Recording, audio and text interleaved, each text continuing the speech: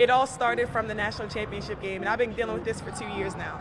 And understanding, like, yeah, negative things have probably been said about me, but honestly, I'll take that because look where women's basketball is. People are talking about women's basketball, but you never would think that we'd be talking about women's basketball. People are pulling up to games. We got celebrities coming to games, sold out arenas, like, just because of one single game. And just looking at that, like, I'll take that role. I'll take the bad guy role, and I'll continue to take that on and be that for my teammates. And if I want to be that, and I know I'll go down in history, I'll look back in 20 years and be like, yeah, the reason why we watching women's basketball is not just because of one person. It's because of me, too, and I want y'all to realize that. The rivalry between Caitlin Clark and Angel Reese is back in the spotlight. But this time, it's about more than just basketball. It's about money. We're proud to announce a huge step forward for WNBA players who just reached a monumental agreement with their league. Their paychecks are skyrocketing by 53%. They're getting a 50-50 revenue split with the league. Players on maternity leave will get their full salary plus better workplace and travel accommodations. Way to go and nice going, ladies. The WNBA is experiencing a financial boom like never before, with ticket sales soaring, TV ratings reaching record highs, and merchandise selling out within hours. But the real question is, who's truly responsible for this surge? She said, if I had transferred earlier in my career, I wouldn't be having the time of my life right now. Many point to Caitlin Clark, the generational talent who brought millions of new fans to the game. To take a breather, but Caitlin Clark in the Indiana Games has recently to trade, and she has stepped up her game in that opportunity. Caitlin Clark for three. I love her. I love the way Caitlin Clark is playing. Left to play here in the first quarter. Looking for Reese. Working it around here for the Fever. Good ball movement on this possession. Her presence alone has turned Indiana Fever games into must-see events, with ticket prices skyrocketing every time she steps on the court. A'ja Wilson is the best player in the WNBA. It's not even close. Sold out arenas. Just broke a record. I don't hear Stephen A. Smith. I don't hear Snow Bunny Sharp, Snow Bunny Barkley. I don't hear Emmanuel Ocho. I don't hear LeBron James singing her praises, but they singing the praises for Caitlin Clark. And you know, this speaks to a larger issue, though, of black celebrity males. I want to introduce a term to you that I call political effeminization, and I want to explain what that is. Political effeminization is not sexual effeminization. It's not social effeminization. It has nothing to do with your ability to engage. But Angel Reese and her supporters argue that this isn't just about one player. The entire 2024 rookie class has played a role in making the WNBA a mainstream sensation. And that's where the debate gets heated. Player of the year. Nobody should have got any votes. If you look at the way she played all year, and if she solidified that, she answered all the questions, she checked all the boxes in the tournament, she should have been a player of the year. So, young lady, what you did, how you represented the game of women's college basketball, you should be commended. So I don't want you to take anything that I'm about to say personal, because this is not about you. This is about the portrayal of how women, we see it two different ways. 48 hours ago, when Caitlin Clark did this, John Cena, it was considered swag. 48 hours later, fans, analysts, and even fellow players are clashing over the truth. You know, one of the things people talk about is race as a component of this. Your thoughts?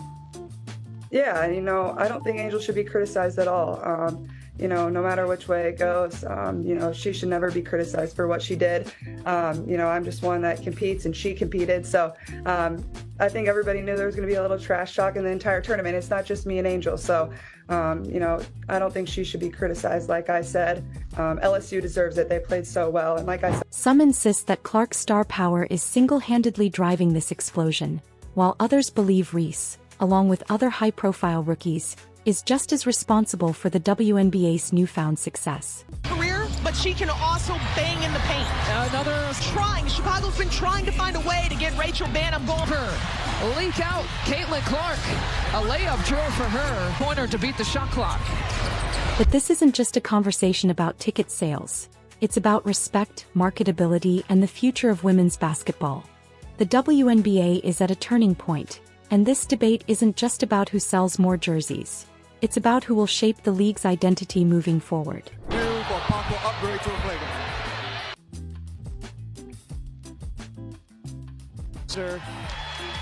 To review this, so let's break it all down.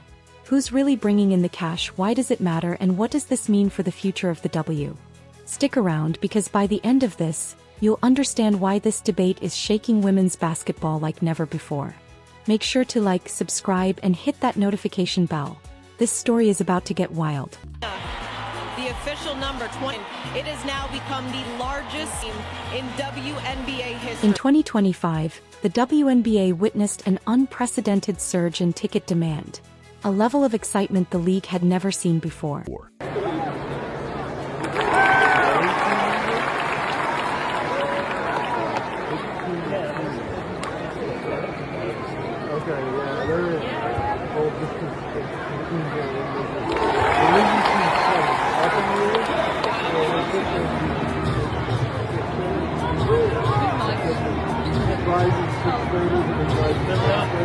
Arenas that once struggled to fill seats were suddenly selling out within hours, with scalpers flipping WNBA tickets for thousands of dollars, a scenario unimaginable just a few years ago. Merchandise was flying off the shelves in minutes, as fans scrambled to get their hands on jerseys, hoodies, and memorabilia. Major moves for the W, the WNBA plans to commit $50 million over the next 2 years to provide full-time charter flight service for its team during the season. The league's commissioner announced this Tuesday in a move that addresses years of player safety concerns. Let's be honest, plus delays, layovers, all the other nonsense that they should never have been dealing with. Monica, it is about time. Molly, I'm going to take a cue from you. As you thanked the audience of First Take, I'm going to thank the fan base, both new and old, us that have been true to this in terms of supporting women's sports.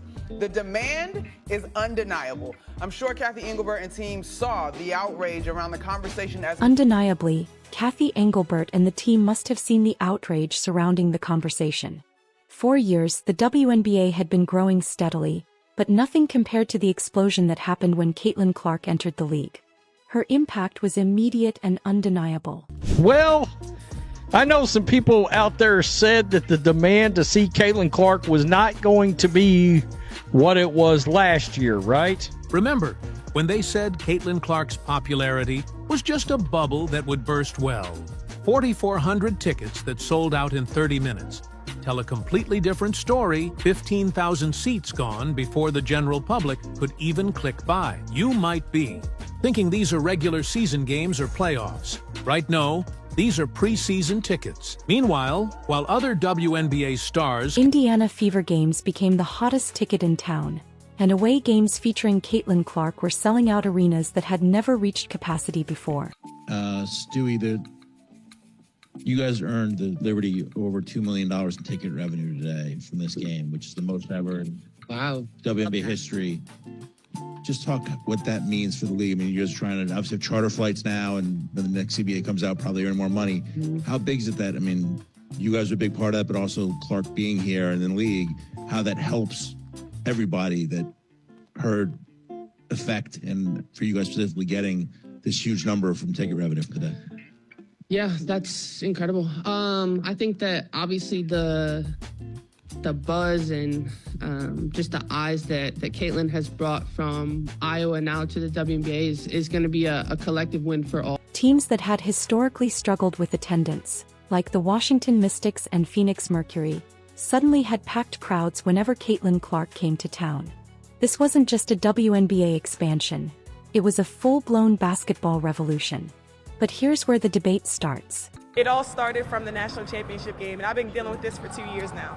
And understanding, negative things have probably been said about me, but honestly, I'll take that because look where women's basketball is. People are talking about women's basketball, but you never would think that we'd be talking about women's basketball. People are pulling up to games. We got celebrities coming to games, sold out arenas, just because of one single game. And just looking at that, I'll take that role. I'll take the bad guy role, and I'll continue. Not everyone believes that this financial explosion is entirely Caitlin Clark's doing. Angel Reese and her supporters argue that this isn't a one-woman show.